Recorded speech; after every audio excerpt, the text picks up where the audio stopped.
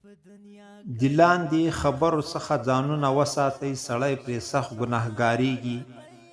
اول: ما خپل خون در بخښلی. دوم: زه به مسلمان نه یم. دریم: زه به د هندو زوی یم. څلورم: زه به ستا بنده یم. پنځم: ستا کړې ګناه دې زما په غاړه شي. شپږم: ستا په سر ستا په شرافت قسم کوم.